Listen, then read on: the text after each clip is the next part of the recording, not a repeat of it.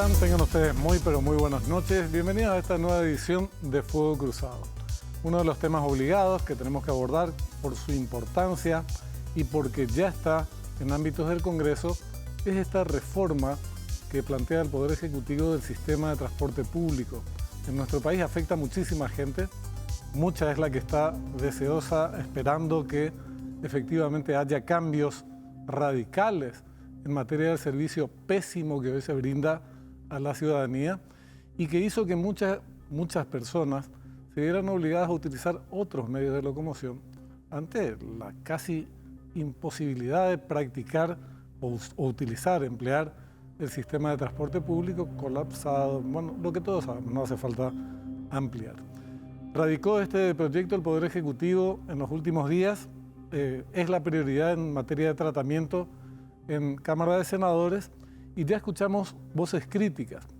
Nosotros queremos generar el debate que se desarrolle, el Ejecutivo está exponiendo de hecho sus opiniones y hoy contamos con la presencia del senador líder Amarilla del PLRA, que es uno de los críticos. Precisamente queremos escuchar su línea argumental. ¿Qué tal, líder? ¿Cómo estás? Buenas noches. Buenas noches, Benjamín. Un saludo a la teleaudiencia. Sí, efectivamente nos presentaron un proyecto del Poder Ejecutivo, específicamente el Viceministerio del Transporte, el Ministerio de Obras Públicas, donde yo cuestiono la poca claridad del proyecto, la poca claridad y la poca efectividad que tendría en el resultado final si se aprobara así como vino. ¿Por qué? Porque es hacer exactamente más de lo mismo. Hace 36 años de la entrada de la democracia en el Paraguay, hay un sistema. ¿Y cuál es ese sistema? Se adjudican los itinerarios por ramal, por ramal. Cada 7 años más o menos se va adjudicando a los mismos empresarios. Se le da créditos para que puedan renovar sus flotas. Esos créditos que le dio Guasmosi en la época a través del Banco Nacional de Fomento, que no se pagó nunca se pagó. Después de 20 años devolvieron esos buses chatarra sin haber cancelado la cuenta. Y finalmente no mejora nada. Y a eso se le tiene que agregar, Benjamín, que anteriormente, hace 5 años atrás, 33% de la gente nomás tenía automóvil en el área metropolitana. Ahora tiene el 72%, según el propio proyecto de ley que ellos envían, ¿verdad? 72% de la gente compraron para sus vehículos particulares, llámese automóviles o motos y compañía. Entonces, aumentó el parque automotor. Sí. Y nuestra estructura vial, las rutas, se llenan nomás luego ya a ciertas horas porque hay más automóviles. Entonces, ellos no saben exactamente cuántos colectivos se tiene que usar. Había 2.500 los que recibían el subsidio, ahora hay 1.770. Bajó la cantidad de buses, pero aumentó el subsidio en un 600%. Ahora, en este año 2025, 44 millones de dólares, para ser más exacto, está presupuestado para pagarle subsidio a los transportistas. Conclusión, el Estado le ayuda a un grupo de empresarios en préstamos, ahora por subsidio que se le paga directamente, ya no tienen que devolver, y con este proyecto de ley lo que hacen es comprarle los colectivos, 1.000 colectivos más o menos que le van a comprar, y encima le van a pagar el subsidio. O sea que le van a dar más beneficios al mismo modelo y los mismos empresarios. No cambian nada, Benjamín. Por eso yo te digo, para redondear la idea nada más, el esquema luego tiene que cambiar, el sistema. ¿Y a qué yo le llamo el sistema? Por ejemplo, sería las instituciones que se encargan de regular. Ahora tenemos el Viceministerio del Transporte, tenemos DINATRAN, que es área del interior, y tenemos el ferrocarril. Todo eso podemos hacer una institución que se encargue de plantear un proyecto, por ejemplo, de ferrocarril, precisamente por arriba, el cual tenemos una ley que se aprobó, que se dijo que se iba a invertir 300 millones de dólares y hasta ahora no tenemos ni un riel, nada no se hizo todavía. O Metrobús. O Metrobús. Que es mucho más barato. Pero alguna modalidad que vaya por arriba o por abajo, Benjamín, porque nuestro sistema, nuestra estructura vial ya se llenó por la cantidad de personas que tienen vehículos pequeños circulando por nuestras rutas. Tenemos que irnos hacia arriba. Eso es lo que yo te digo. Entonces hay que... Toda esta plata, que es mucha plata, 245 millones, ya se desembolsó en subsidio. Si esto hubiera hecho el gobierno y decir, bueno, voy a hacer un tren desde el Mercado 4 hasta San Lorenzo, por arriba, en el medio, como hay en otras capitales del mundo, por el medio, arriba se van, por supuesto que va a alcanzar esa plata. Pero te voy a decir algo. yo te digo nomás que Corea, con su presupuesto era 500 millones de dólares nada más en su momento, la primera vez, ¿verdad? Después fue cambiando, ¿verdad? Entonces era desde Asunción hasta, creo que hasta Ipacaraí. 500 millones de dólares era al comienzo. Entonces hay plata para implementar otros modelos, Benjamín, porque este modelo ya no funciona.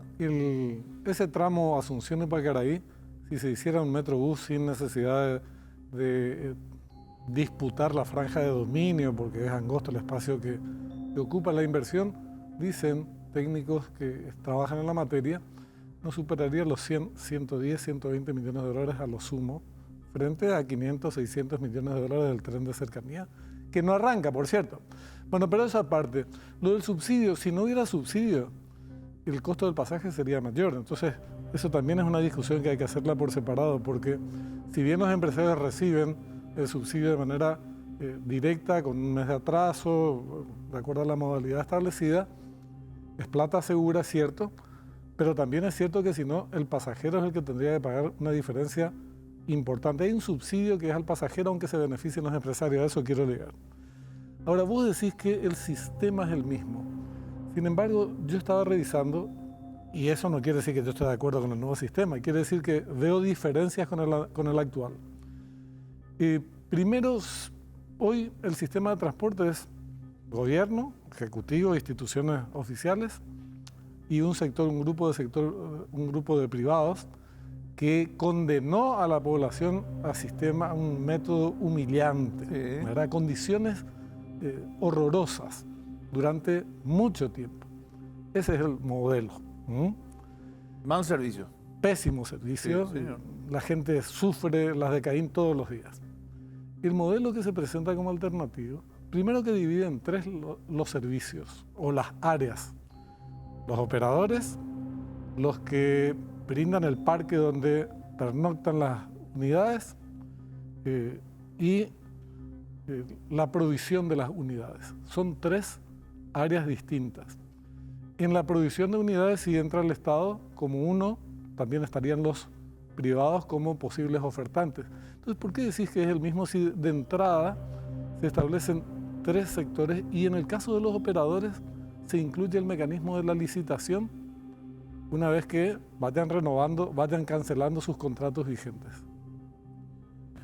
Actualmente el modelo es Viceministerio del Transporte, se encarga de pagarle el subsidio a los transportistas reciben ese dinero y finalmente supuestamente se abarata el costo, que en realidad, en la realidad no sabemos cuánto representa el costo total del pasaje.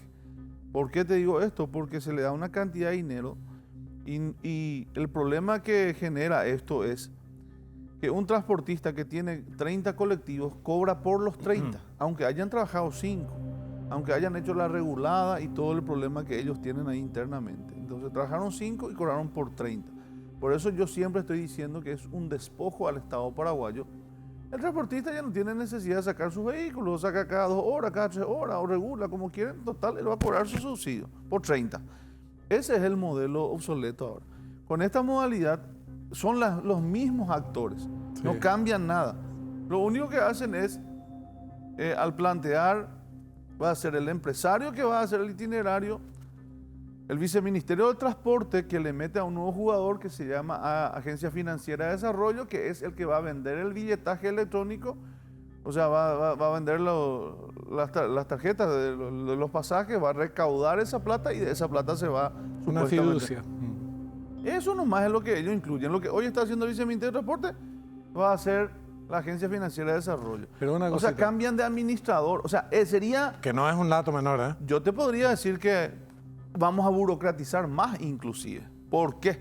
Porque el que tiene que ordenar el pago es el viceministerio, el que tiene que controlar, ¿verdad? A partir de ahora supuestamente por itinerario recorrido y no ya por flota por cantidad de pasajeros, sino por itinerario, de tal manera a garantizar el servicio en horas donde no hay pasajeros. Ese es el objetivo, mejor servicio todo el tiempo.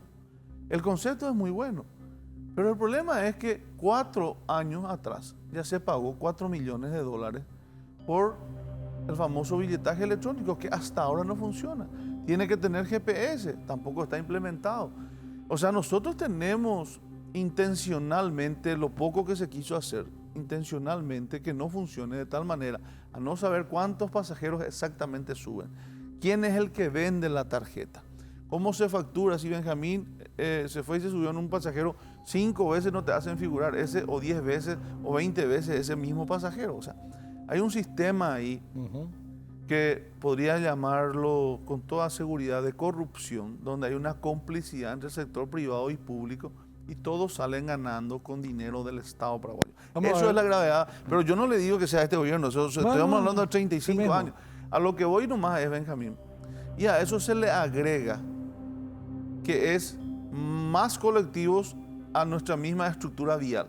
Por eso cuando vos hablas de Metrobús, yo no estoy tanto de acuerdo, porque la carretera, nuestras rutas tienen, ponerle 20 metros, ¿verdad? Y ahí vas a tener que meter tu Metrobús, no entra más. Entonces tenés que irte por arriba. Eso es más lo que yo digo, que un tren de cercanía o colectivo por arriba, o sea, que sean rutas por arriba en todo caso, y esa estructura, y eso se puede hacer con 500 millones de dólares. Pero si vos tenés, si vos tenés un sistema de transporte más fluido, disminuye el parque automotor. También. Hay una relación directa. Y yo a mejor servicio, menores vehículos particulares, pues te salen más baratos. Sí, la gente como en otros países, ¿no? Así mismo. Incluso en países muy desarrollados, hay gente de clase media que utiliza el medio de transporte público porque les resulta menos oneroso. Y me refería más bien en realidad al ramal Asunción y Pacaraí, que está la vía del tren, digamos, claro. ¿Verdad? Ahí no hay circulación, pero se puede utilizar. Ojalá hubiéramos tenido hoy el Metrobús que se reventó hace 7 años. Sí. 7 años exactamente se dinamitó. Y hubiéramos tenido resultados concretos para leer esto que vos decís. ¿Se alivianó, no se alivianó? ¿Cuál fue la experiencia, el resultado? Y cosas porque el proyecto original de Metrobús era que ese Metrobús nomás ya venga hasta acá, claro, y los demás sean colectores. Le sacan los pasajeros ahí, suben el Metrobús y vienen. Eso era la idea original. Ahora, yo veo cambios. Y mirá que no es que asumo la defensa porque tengo observaciones críticas también al proyecto y que quiero manejarlo mejor. Pero para iniciar el debate creo que hay que señalar algunos elementos que representan cambios que pueden ser insuficientes y hay que valorarlos, hacer la valoración que cada quien crea conveniente. Pero en este modelo nuevo, hoy hay 36 empresas. Sí. Van a haber 7. Por un lado. Entonces van a ser empresas que no van a estar disputando horarios picos. ¿Sí? Ni carreras entre ellos. Ni carreras entre ellos, como hoy lo hacen. Sacan sus unidades cuando hay más cantidad de pasajeros, después no sacan más. Que van a tener distintas frecuencias en donde están solamente ellas, sí, y van a tener que garantizar ese servicio. Y con un solo pasaje también. Y con un solo pasaje puedes hacer transbordos. Distintos transbordos. Porque se trata de la misma empresa. Esa más o menos. Exactamente. Entonces, por ese lado yo creo que hay cambios. También hay cambios con respecto a la modalidad de la licitación. Yo también soy de los pocos o de los incrédulos de que con lo viejo se puede transformar y acceder a lo nuevo. Ahí van a haber dificultades, porque los viejos son parte del problema, no de la solución, sí, del problema. Pero es lo que hay, famoso, ¿verdad? Sí. Y una vez que terminen sus contratos vigentes, tendrán que someterse a una licitación. Entonces, esos cambios yo creo que los hay. Después podemos avanzar en otras consideraciones que voy a hacer que me parecen interesantes, incluyendo algo que no planteaste, pero te escuché en algún momento decir, y nosotros también lo planteamos, que es, Paraguay no se limita a Asunción y área metropolitana. Claro, por supuesto. Necesitamos una cuestión más integrada a nivel nacional. Eso es uno de los principales cuestionamientos, y ya dijeron senadores del interior, Encarnación no merece un subsidio, Ciudad del Este no merece un subsidio. Bueno, Pero ahí pues está el tema, Benjamín, porque como ellos presentaron como una reestructuración integral del transporte público, entonces uno se hace la idea de que tiene que ser, lógicamente, una ley para todo el Paraguay, para todo el Paraguay. Primero eso. Y ellos están tomando, es como paliativo lo que están queriendo proponer. Más de lo mismo, mejorar los colectivos, le compramos buses nuevos, siguen los mismos tipos, le seguimos pagando subsidios, o sea, bueno, eso es uno. Segundo, deberían de fusionarse en una sola política de Estado. Dinatran, pasemos a eso, al planteamiento. ¿Qué planteas como alternativa? Es decir, esto es lo viejo. Una secretaría de rango ministerial de todo lo que es transporte terrestre. Terrestre. Terrestre por lo menos, porque si le metemos fluvial y le metemos aéreo, ya vamos a ir a otra cosa. Ese ya sí sería lo ideal también allá, porque en otros países hay un ministerio del transporte que se encarga de transporte aéreo, transporte fluvial y transporte terrestre.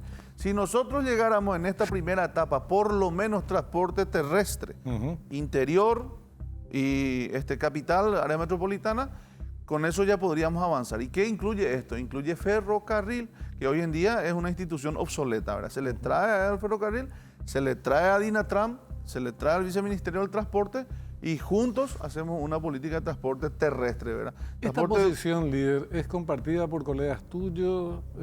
¿Cómo ves el ambiente en el Senado para discutir en estos términos que estás planteando? Y están de acuerdo la gran mayoría. Por ejemplo, el senador Afara justamente se adhirió a nuestra posición en decir la pinta, pero Itapúa nosotros tenemos paraguayos también, no somos paraguayos de segunda.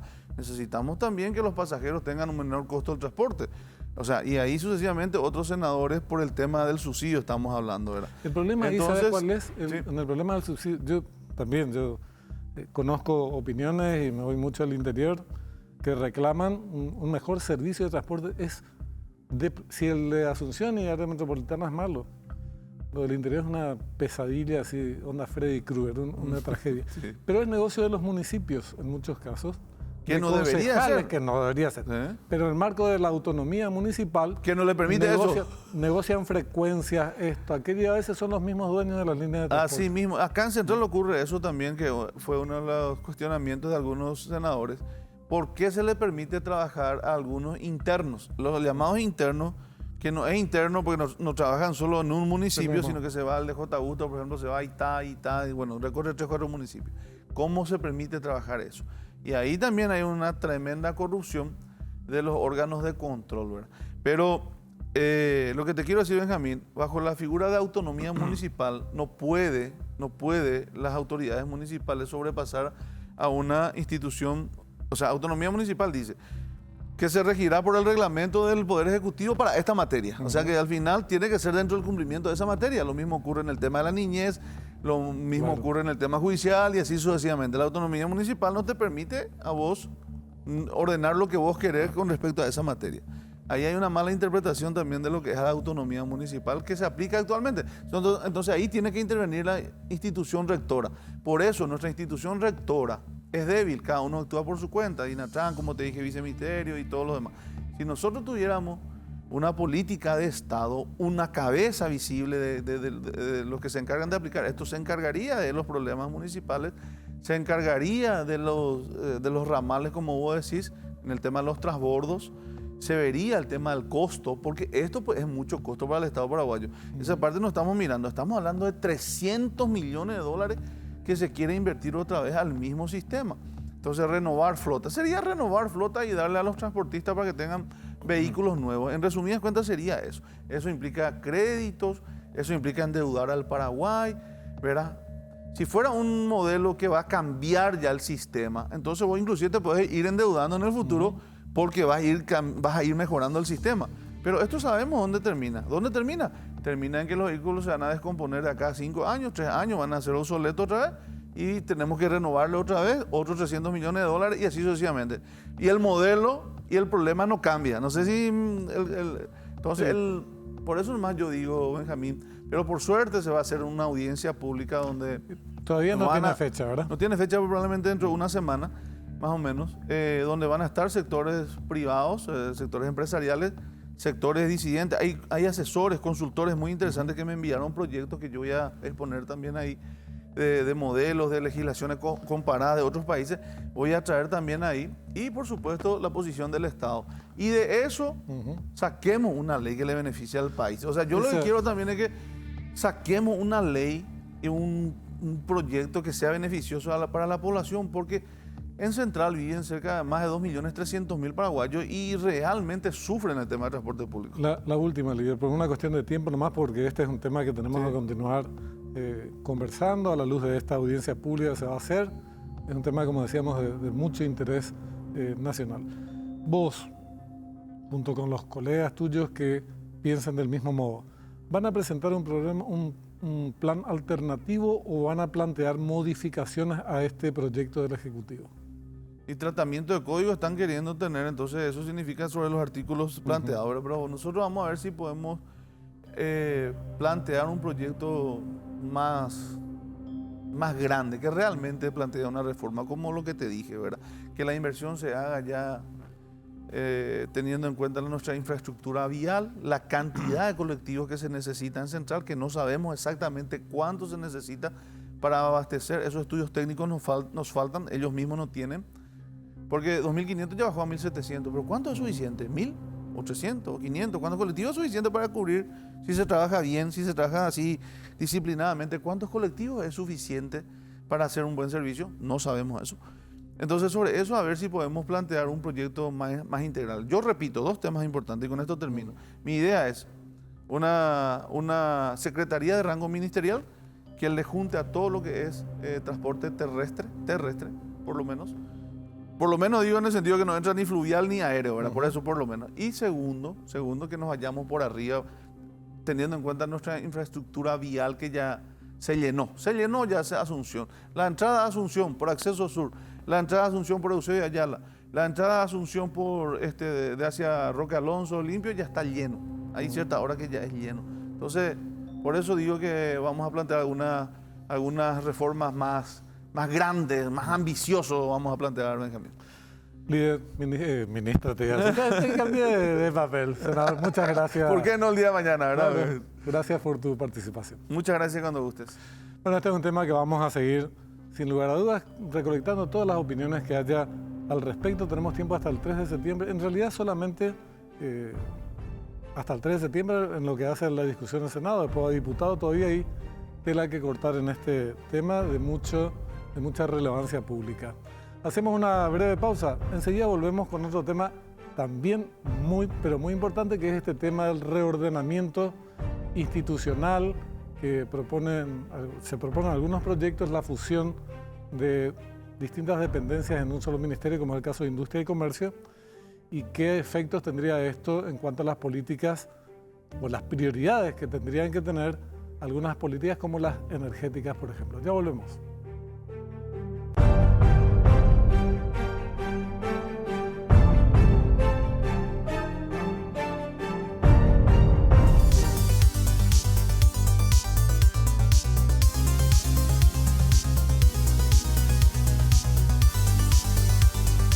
Otro de los temas importantes que presentó el Poder Ejecutivo al Congreso Nacional en el marco de ese paquete de normativas que se va a discutir próximamente es el referido a la fusión del Viceministerio de Minas y Energía, que pasaría del Ministerio de Obras Públicas al Ministerio de Industria y Comercio, que sufriría una especie de mutación. Sería el Ministerio de Energía, Industria, Comercio y afines, porque turismo también entraría en esta cuestión. Esa es una de las normas, otra tiene que ver con la ley de inversiones en el sector eléctrico. Para hablar de esto, estamos con el viceministro de Minas y Energía, Mauricio Bejarano, nos acompaña esta noche. ¿Qué tal, Mauricio? ¿Cómo estás? Muy buenas noches, Benjamín, un gusto estar contigo, con tu teleaudiencia, un placer estar acá. Igualmente. Bueno, la idea es que el Ministerio de Industria y Comercio absorba el Viceministerio de Minas y Energía, también otras dependencias, como decía, en el caso de turismo. Tendría múltiples responsabilidades además de las que tiene. Entonces, la pregunta es, primera, con respecto a esta reordenamiento institucional, creo que le llaman desde el Ejecutivo, ¿qué beneficios o en qué mejoraría la gestión del Viceministerio de Energía, porque nosotros tenemos la necesidad de avanzar en esta materia, tenemos desafíos múltiples a corto plazo. ¿En qué beneficiaría, decía, pasar de obras públicas a industria y comercio? Sí. Bien, esencialmente lo que se buscó con esta normativa es dotar de las prerrogativas correctas a este ministerio, que al decir mío, el nombre es distinto, pero al decir mío va a ser un ministerio de energía, minería, comercio, industria y turismo. Por las prerrogativas que se le otorga a este primer ministerio de energía que va a haber en el Paraguay, que si bien es cierto viene acompañado de industria y comercio, va a tener las prerrogativas normativas y fácticas necesarias para poder tener un ordenamiento integral de lo que es el sistema energético, porque se dotó de muchas facultades a quien ejerciera el cargo de ministro y ese ministerio como para realmente tener un ordenamiento integral, ya que hoy nosotros tenemos un sistema eléctrico bastante peculiar a nivel global. Tenemos diferentes y dispersadas actividades dentro de lo que es hidrocarburos, por ejemplo, que la parte exploratoria y la parte del transporte, midstream, se encuentra con atribución del viceministerio, y toda la parte del downstream, comercialización de combustibles y derivados, tiene el MIC, con lo cual hoy va a haber un orden, una reorganización de las bioenergías, de los hidrocarburos y también del sector eléctrico. Entonces, esa es la ventaja más importante que tiene lo que se está haciendo, de dotar prerrogativas de normativas suficientes y fácticas por sobre todas las cosas, ya que el señor presidente va a encomendar al ministro de Industria que tenga ese liderazgo frente a todo el sector energético integral, del cual tenemos la necesidad, bien lo dijiste Benjamín, de que esto tenga una evolución, que tenga un upgrade y que podamos nosotros responder a la sociedad con todas las necesidades que tengamos.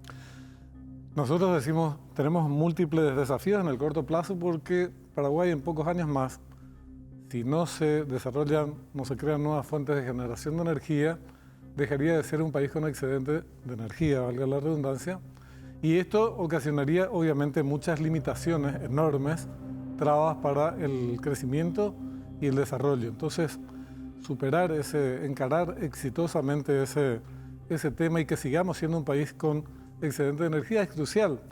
Ahora, vos decís, la idea es dotarle al Ministerio de facultades, prerrogativas que justamente le permitan liderar ese proceso. Ok, ¿por qué no dotarle al Viceministerio de Minas y Energía de esas mismas facultades? Sí, al dotarle a ese ministerio, indirectamente el viceministerio de quien dependería ahí tendría mayores prerrogativas normativas como para poder hacerlo. El debate de la creación de un ministerio o que sea parte de un Ministerio de Industria, Comercio y Turismo, como el caso de Uruguay, por ejemplo, es ya una decisión del señor presidente de la República. Entonces, no sé si amerita una valoración ya al respecto. No, lógico. Sí. No entiendo. Además, este es un proyecto del Ejecutivo. Digo nomás, sí, por lo menos cuáles son los fundamentos que se manejan desde el Ejecutivo, porque te preguntaba esto acerca de por qué no el propio viceministerio tiene estas nuevas facultades, prerrogativas, o por qué no se convierte en ministerio inclusive para llevar adelante estas políticas. Porque la preocupación que se nos planteó, y ya te comenté me parece en algún momento, es que Industria y Comercio, el ministerio actual, tiene un amplio campo de acción que todavía no está cubierto por el propio Ministerio de Industria y Comercio. La industrialización es una tarea pendiente en nuestro país. Estamos muy lejos, pero muy lejos de ser un país industrializado. Y todo lo referido al comercio, servicios, informalidad, micro, pequeñas empresas, 250.000 microempresas fuera de la formalidad, también demandarían un trabajo enorme. Entonces, ¿cuál es la preocupación? Y el que mucho abarca, poco aprieta. ¿Cuál sería la prioridad del Ministerio de Energía, Industria, Comercio y Turismo? Realmente con la visión del señor presidente de la República fue la siguiente. Justamente la principal preocupación que tenemos es la utilización correcta de la energía, por eso insistimos en dos cuestiones. Una, ejecutar la política energética que ya tenemos escrita, referenciada y que tenemos que trabajarla a corto, mediano y largo plazo. Y por otro lado, utilizar esa energía para la industrialización. bien lo dijiste, estamos no muy lejanos a que la potencia instalada disponible en ciertos horarios se vea comprometida, con lo cual la tarea fundamental que tenemos es buscar nuevas fuentes de generación, robustecer la infraestructura para un fin absoluto. Y vieron como un medio a la energía para poder llegar al fin. ¿Cuál es el fin? Industrializar. Esa es la única manera que vamos a generar la mano de obra que se trazó el señor presidente de la República como tarea o como promesa de campaña fundamental, y hace poco reafirmó esa cantidad de empleos. Y es la manera de que podamos permear a la microeconomía, esa macroeconomía que se viene beneficiando hace tantos años, que viene en crecimiento tantos años de seguido, y que este año va a ser realmente muy excepcional, creciendo casi el doble de toda la región, pero eso tiene que bajar la microeconomía, y bien lo dijiste, la tarea trascendental es industrializar, y la visión que se tuvo es buscar la posibilidad de que esa energía se vuelque a una política industrial, y estamos en el punto de inflexión en donde debemos decir qué tipo de industria tiene que tener acogida en el Paraguay, qué tipo de industria la que queremos para darle un valor agregado a los productos primarios. Para eso justamente el Ministerio de Industria y Comercio contrató a una consultora McKinsey que hizo un trabajo de una posibilidad de duplicación del Producto Interno Bruto, que obviamente trae aparejado nuevas fuentes de generación, ya que energía de desarrollo, energía de industrialización.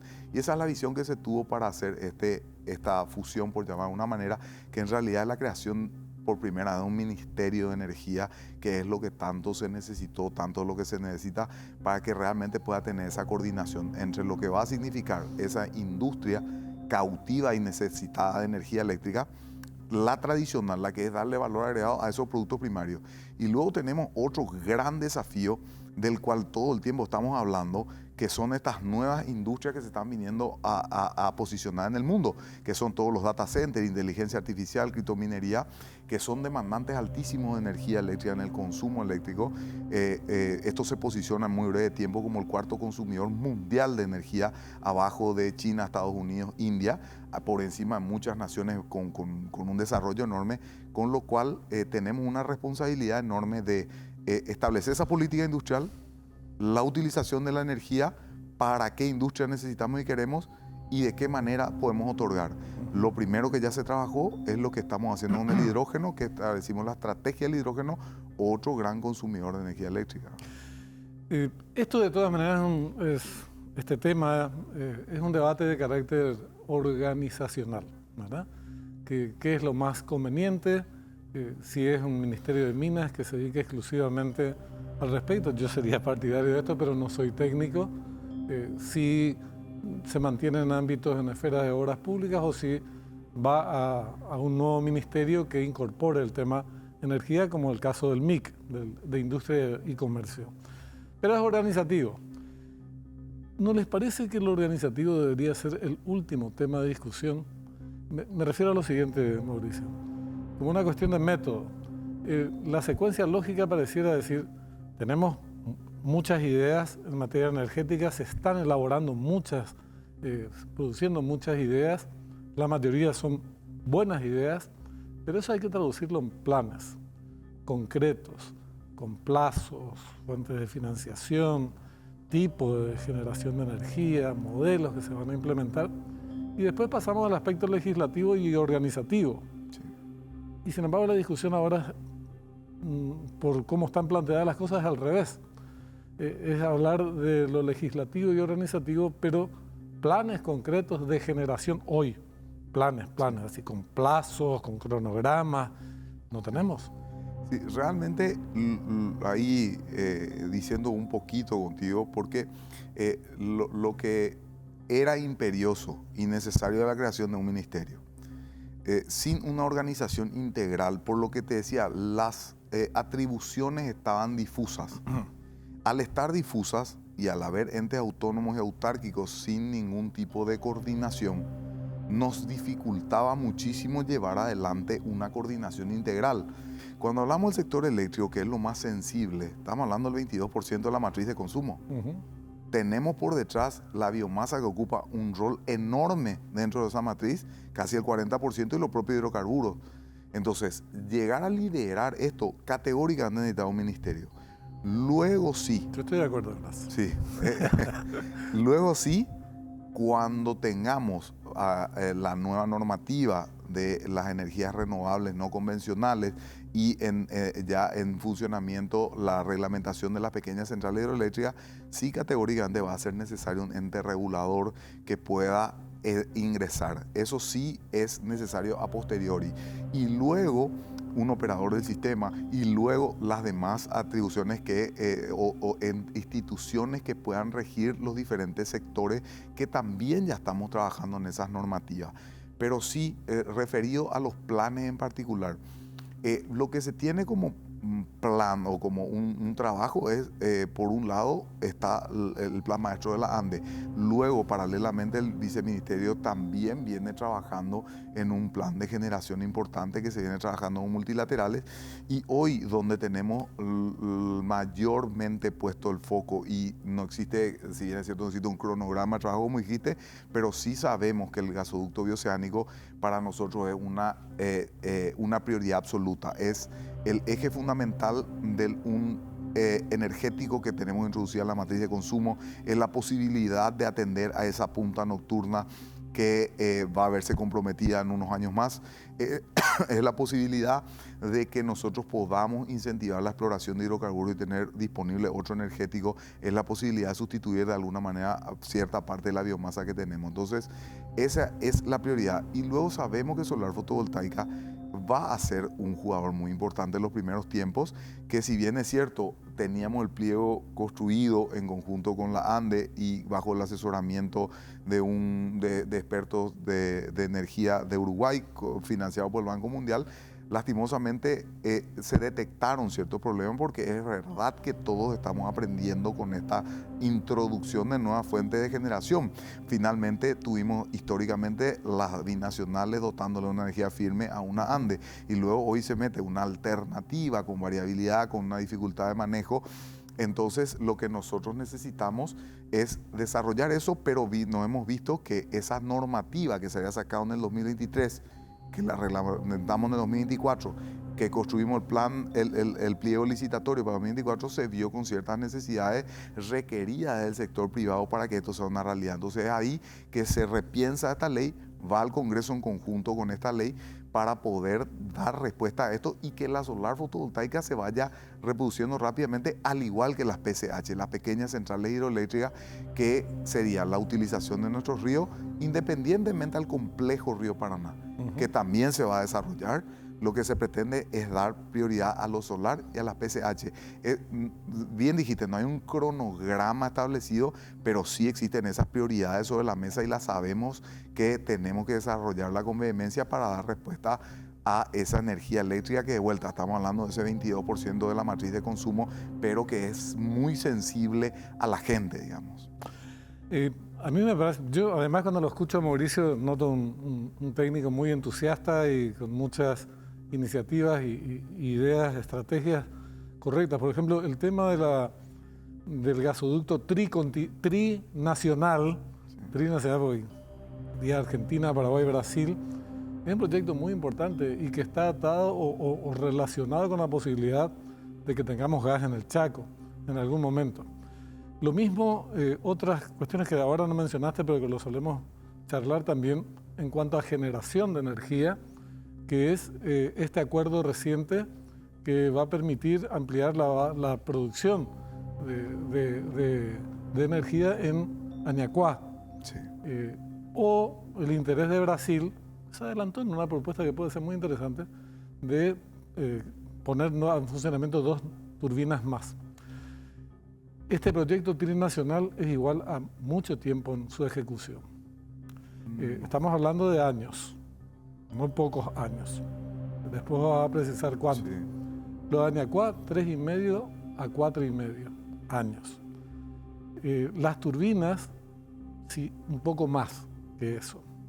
Estamos hablando de, entonces, tenemos un proyecto en el Chaco, hacia el Chaco, que no sabemos cuándo se convertiría en una fuente de generación de energía.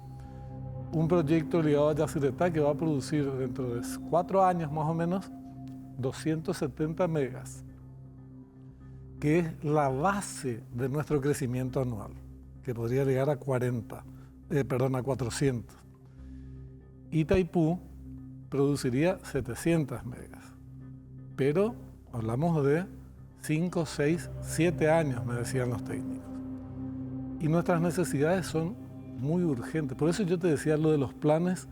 Estos planes generales son buenísimos. Las pequeñas centrales hidroeléctricas también, pero su capacidad de producción es muy chiquita. Creo que son 2 megas por pequeña central hidroeléctrica, por cada una de ellas. Son 20, ¿verdad? Entonces tendríamos, ¿cuánto? Una producción muy baja. ¿Por qué no empezamos a discutir con mayor rigor planes inmediatos para llegar a 2030, 31, sin la angustia de saber si vamos a tener capacidad para abastecer el mercado interno? Sí, no, hago algunas precisiones. El gasoducto, en la peor hipótesis, serían 4 años. El punto de inflexión en donde... ¿De Argentina a Brasil? De Argentina a Brasil. La implantación, ¿qué es lo que ofrece el modelo paraguayo? Porque ya se firmó el memorándum con Argentina, ya se firmó el memorándum con Mato Grosso Sur y nos falta ahora Brasil, que está un poco ralentizado por razones obvias. Eso tendría como una implantación muy inmediata, ya que es al lado de una ruta y tiene puentes donde ese ducto iría. Entonces, en la peor hipótesis estamos hablando de 4 años, que va a ser justo el punto de necesidad. Y un ciclo combinado al lado del gasoducto se implanta también en periodo de 1 año y medio, 2, con lo cual en plena construcción se puede hacer esto. ¿Una planta? Sí, una planta para generación con el gas, convertir la molécula en electrón para poder abastecer la energía eléctrica. Y eso se puede hacer con un ciclo combinado de 1000 megavatios para dar una respuesta mayor a la necesitada. Y luego también está ese gasoducto que se está viendo por abajo con algunos planes de iniciativa privada por Formosa. Entonces, respondiendo a tu pregunta, todo lleva tiempo. Corregime una cosa, por favor. Sí. Yo dije 2 megas, pero son 20 por pequeña central hidroeléctrica. Y están las que son más de 50. Los puntos, los 22 que se eligieron, es la que mayor capacidad tiene. Eso por eso está en el plan maestro. Su capacidad global sería más o menos 400 megas, una vez que estén todas en ejecución. Todas funcionando. Y esas son los 22 puntos, pero luego el potencial que se midió con el potencial hidroenergético tiene más o menos 800.000 si se explotan todos los puntos, porque hay otros mucho más chicos que son estos que tienen posibilidad de 2, de 5, de 3, que podrían ir incrementando esa capacidad. Lo que a las muy claras tenemos que tener presente, para responder de manera inmediata, estaría este gasoducto, más la solar fotovoltaica a partir de las licitaciones que vamos a hacer. Bien referenciaste los números que se necesitan año a año, que más o menos son 300 a este crecimiento de 7% que se tiene. Si tenemos un crecimiento desmesurado como se tuvo en aquel entonces, estamos hablando de cosas diferentes. Pero sí existe una necesidad de desarrollo regional y una necesidad de inversión en generación y infraestructura en toda la región.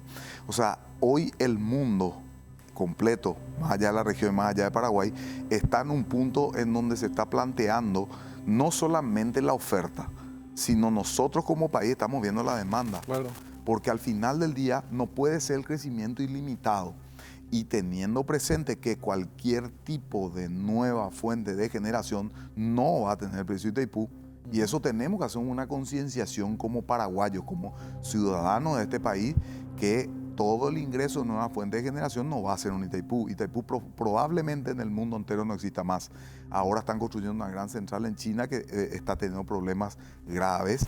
Entonces, lo que nosotros estamos entendiendo y sabiendo que nosotros tenemos que utilizar todos los recursos naturales.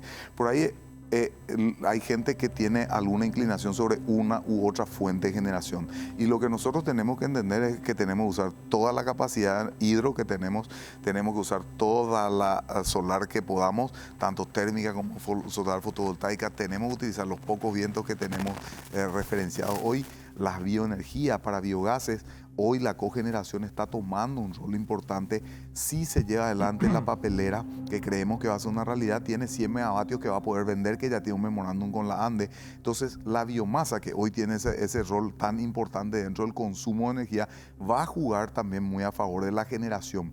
Y por otro lado, es categórico que no solo Paraguay, sino todo el mundo y más la región tiene que incentivar todos sus medios de generación y trabajar muchísimo lo que es eficiencia energética y en la demanda de esa energía, de que tenemos que tener concienciación, tenemos que tener una claridad tarifaria que también la estamos construyendo. Eso se viene trabajando y no creo que pase mucho tiempo de que podamos sacar una diferenciación tarifaria como para que la gente pueda empezar a utilizar la energía eléctrica de manera mucho más sesuda, de manera mucho más mesurada de lo que hoy se utiliza. Hoy realmente nosotros, a pesar de que exista nosotros tenemos identificado un Plan Nacional de Eficiencia Energética, eso básicamente no ha aplicado porque no hay un golpe en el bolsillo. La gente no tiene esa claridad de conciencia en la utilización de energía. Entonces lo que nosotros vamos a buscar es toda esa oferta disponible, pero también vamos a trabajar en la demanda para que el crecimiento no sea ilimitado. Y es ahí donde viene lo que habíamos conversado anteriormente. Nosotros tenemos que establecer una política industrial correcta para poder llegar a decir: esta industria es la que nos conviene, esta industria es la que queremos. Que no es la criptominería, por cierto. Realmente lo que nosotros tenemos que empezar a evaluar son qué beneficios nos otorgaría el otorgamiento, o valga la redundancia, de megavatios a X, Y o Z industria. Y ahí es donde se trabaja en conjunto industria, comercio, mina, energía, que es el punto donde se buscó la unión de esta fusión, digamos, ¿verdad? Mauricio, para cerrar esta parte y pasar a la modalidad de negocios, la participación privada que comprende la normativa que se va a discutir en el Congreso, a mí me inquieta de verdad todo el tema de los plazos, porque vos decís la construcción del gasoducto llevaría más o menos 4 años. Eso es de construcción, pero antes tenés que hacer acuerdos con Argentina y con Brasil, con situaciones muy especiales en ambos países. Distintas, pero cada uno con sus prioridades, con sus problemas y sus urgencias. Primera cuestión. Después tiene que ser aprobado legislativamente en estos 3 países. Después tenés que hacer todo el proceso de licitación. Y ahí te comiste 2 años tranquilamente. Y todavía no moviste, no clavaste una pala en el suelo. Entonces ya nos vamos a 6 años. Si no es más, en el caso de que las cosas funcionen normalmente. Corpus era un proyecto en una Argentina hace 250 años y duerme el sueño de los justos. Y no puede despertarse, porque si con Yacyretá tuvimos la experiencia que tuvimos, imagínense con otra hidroeléctrica como Corpus, que sería una salida interesante en cuanto a musculatura en materia de generación. Entonces, los plazos de verdad yo creo que estamos muy encima. Y por eso habría que definir medidas de urgencia frente a eso, independientemente de estas grandes estrategias. Sí. Ahí puede entrar lo de Formosa como algo más corto plazo, aunque sea menos ambicioso en materia de generación, pero tener el equivalente a otra turbina de Itaipú acá en el puerto, acá en Asunción alrededores, no estaría nada mal. Y eso nos ayudaría al crecimiento de 2 años más o menos, si no 3. ¿Por qué no se definen esas urgencias y esas prioridades en el conjunto que hay que mantener como tal? Sí, no, eso está definido como una prioridad. Nosotros sabemos que los ductos son una necesidad, sabemos que la licitación de la solar fotovoltaica, que desde implantación más rápida, es una prioridad absoluta. Y eso está muy bien determinado desde el propio presidente, donde ahí mandatoriamente tenemos que hacer esas licitaciones solar fotovoltaica y buscar, si no por el método concesión, buscar una asociación público-privada o lo que fuera que sea para poder tener acceso a estos ductos. Y los plazos ahí que referenciaste, yo creo, los veo más cortos por una cuestión de necesidad. En el G20 firman Argentina y Brasil. Hace muy poco tiempo estuve en Brasilia, invitado por Brasil, y nos muestra a las muy claras su consumo diario, 70 millones de metros cúbicos día. Y lo único que ellos entienden y saben es que se va a duplicar en los siguientes 10 años su consumo de gas natural, que tiene una muy buena parte de su matriz energética. Y nos muestran el precio al cual llegamos, que es lo que está estudiado. Hay una necesidad energética pero tremenda, y una necesidad de monetizar la Argentina. Por eso, independientemente al complejo Río Paraná, Itatita, Corá, Corpus y la maquinización de Yacyretá, vemos con mayor optimismo estos ductos por una cuestión de necesidad absoluta de Mato Grosso, ya que depletó Bolivia. Entonces hay una falta de abastecimiento que está muy cercano. Por eso es que vemos con tanto optimismo esto, más lo solar fotovoltaico. Cierto es que las PSH estarían en 5 años más o menos entrando, y fue la razón por la cual hemos licitado en el gobierno que me tocó también ocupar esto, en el gobierno de Horacio Cartes, en aquella oportunidad. La fotovoltaica también hay que ver en el sentido siguiente. Hace rato que están en el plan, hace años que están en el plan maestro de la ANDE. Todavía no tenemos una de esas. Y estamos hablando de varios años transcurridos desde que se incorporaron al plan maestro hasta la fecha. No es ser mala onda, es simplemente señalar de dónde venimos para ver cómo cambiamos el ritmo en función hacia dónde vamos y las necesidades que se nos plantean a muy corto plazo. 5 años en cuanto a desafíos energéticos es nada. Totalmente. Es nada. Por eso decía también lo de Formosa. Tal vez eso sea. Entonces tenés que lidiar con un país, con un gobierno, un gobernador, inversión 4 veces menor, si no 5, eso no sé bien los números, 120 kilómetros contra no sé cuánto. 1050. 1050 de gasoducto, hay una diferencia de 10-1, sí, más o menos. Entonces, por eso lo de las prioridades en cuanto a ejecución, tal vez sea una fórmula mientras se procede a avanzar con todo lo demás, sobre todo porque no depende de nosotros muchas de esas cosas. No sabemos los imponderables que pueden surgir en otras administraciones. Argentina, en Brasil, sabemos. Y nosotros mismos tenemos nuestro libro. Digamos que el más predecible de toda esta historia es Paraguay. Sí, totalmente. Sí, definitivamente el plazo a todos nos preocupa y estamos ocupados en que las cosas pasen. Es ahí donde esta reforma normativa última que se va a hacer, es ahí donde reglamentamos la PCH, es ahí donde estamos buscando que prospere de manera más vehemente todo lo que sea el autoconsumo y cogeneración. Por eso te hablaba yo de la demanda. En la medida en que la tarifa pueda significar beneficioso invertir en generación, autoconsumo y luego verter a la red para el auxilio de las puntas al mediodía, donde, por dar un ejemplo, la gente no está en su casa, va a trabajar, estamos en la posibilidad de ir inyectando también megavatios. Nosotros estamos trabajando en todos esos frentes porque somos conscientes que los plazos son cortos y sí tenemos muy presente, y ahí lo sabemos muy vehementemente, que todo lo que sea criptominería en el 2027 tenemos que bajar ese contrato y poder tener esa disponibilidad de 1.5 gigas que están destinados en este momento, o 1 giga creo que está destinado a la criptominería. Es mucho, hoy es útil, pero la realidad es que eso tenemos que darle un proceso industrial residencial para que podamos tener y llegar con todos estos proyectos que están sobre la mesa, que entiendo tu punto de decir cuál es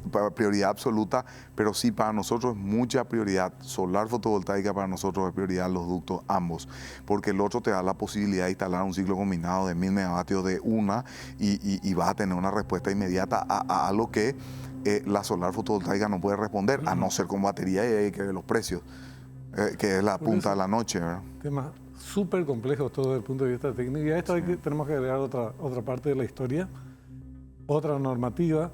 ¿Cómo se incorpora al sector privado? ¿Cómo va a invertir un grupo de empresas, una empresa en particular, en un proyecto sin tener absoluta claridad cuestiones definidas, cuestiones como precio, tarifa en el tiempo, y ahí está la cuestión de la ANDE. Cualquiera de estos proyectos que está mencionando Mauricio representan en términos tarifarios, para que el negocio sea viable en función a los intereses del inversor, como mínimo el doble de la tarifa de la ANDE. Eso es como mínimo. Entonces ahí tenemos otros temas por definir. ¿Cómo se va a hacer eso? Sí. Lo que buscamos justamente con esta normativa fue a la ANDE tenerla como un comprador más en el caso de generación. Vamos a hacer mucho hincapié en el autoconsumo, en la cogeneración, que, como te decía, vemos un desarrollo interesante, Los menonitas son el ejemplo más típico del autoconsumo, que vienen teniendo una capacidad instalada fantástica, un costo muy interesante. ¿Cuánto producen ellos? Ellos Generan. tienen 14 megavatios ya instalados en solar fotovoltaica, que es una suma importante. Está muy bien, en este último tiempo incrementado un 6 y está realmente con la mejor tecnología, paneles bifaciales y a un costo muy interesante. Acá más o menos se tenía un costo de 1 millón por megavatio más o menos instalado la solar fotovoltaica, y ellos sacaron a mitad de precio de lo que se viene instalando. Entonces tenemos el autoconsumo, tenemos la cogeneración, y lo que se abre aquí es la venta a grandes consumidores con esta normativa, que son de 30 megavatios o más, la venta a la concesionaria, que ya estaba en la ley de 2023, pero acá se hace mucho más énfasis de que pueda existir concesionados para lo que sea comercialización y distribución de energía.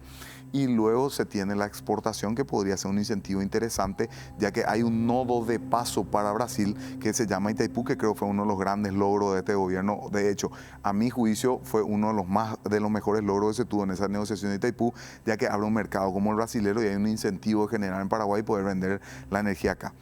Y también estamos viendo, fuera de esa normativa, la posibilidad de implantación de un convertidor de frecuencia bidireccional, en donde se pueda fluir los electrones, la electricidad, y se pueda generar un mercado diferente al que hoy tenemos. Pero al haber la posibilidad... De Brasil para acá. Por ejemplo, en ciertos puntos... Eso nos convierte en importadores, ¿verdad? Eso nos convierte en importadores que en puridad y buscando un mercado, que el objetivo final de esto es convertir a Paraguay como un hub, como un mercado de comercialización de energía regional. Eso es lo que nos va a dar realmente la posibilidad de mayor inversión, tanto de gas natural, que puede ser inicialmente el de Vaca Muerta, como el propio nuestro, y por otro lado energía eléctrica, que hoy es como que son departamentos, cada país es estanco. Tenemos comunicación nosotros con Brasil a través de Itaipú y Yacyretá con Argentina, pero tenemos ejemplos regionales muy interesantes. Centroamérica está totalmente integrada y ahí hay un mercado que funciona muy bien. Entonces, lo que nosotros tenemos que buscar es paliar las asimetrías. Al tiempo que tenemos poca sequía, tenemos que utilizar o el gas natural o la solar fotovoltaica. Eso es lo que buscamos nosotros como fin último, y eso nos da a nosotros un factor diferencial. ¿Por qué? Por lo que dijiste, por estabilidad macroeconómica, porque tenemos previsibilidad por la parte impositiva, porque estamos en el eje principalmente geográfico. Entonces, ¿qué es lo que buscamos con esta normativa? Que no sea solamente la ANDE la compradora, porque eso fue lo que llevó eternamente a esa discusión. ¿Por qué comprar una energía más cara de Itaipú? Y fue lo que rezagó todas las nuevas fuentes de generación. Y esa es otra de las razones por las cuales se está creando un ministerio para decir: entendemos correctamente que usted, ANDE, ente autárquico autónomo, piense y administre una empresa estatal como corresponde, pero luego tenemos que desarrollar el país, y ahí tenemos que mirar precios, tarifas de nodos, de puntos. Ahí tenemos que buscar la posibilidad de que existan otros compradores como concesionarios, grandes consumidores. Ahí tenemos que tener la posibilidad de que quien autogenera para sí pueda decir: tengo un excedente, o me es negocio alquilar el tinglado de Don Livieres y voy a generar una cantidad importante de megavatios. Yo utilizo esta. ¿Le interesa a usted, señor gran consumidor? ¿Le interesa a usted ANDE o le interesa a usted concesionario? Y yo voy a pagar un peaje por ingresar al Sistema Interconectado Nacional, a la ANDE, que hoy tiene el monopolio absoluto, de decir: yo le pago a usted un peaje, me da libre acceso para que yo le pueda vender a este, a este, a este. O sea, ¿qué es lo que buscamos con esta normativa? La variabilidad de no sé que sea la ANDE única y exclusivamente la compradora de nuevas fuentes de generación, porque sabemos que en un comienzo va a castigar muy fuerte a lo que sería la ANDE. Entonces ese es el fin último de esto, es buscar nuevos compradores y comercialización de energía por parte de autogenerador, cogenerador, generador y hasta exportador, ¿verdad?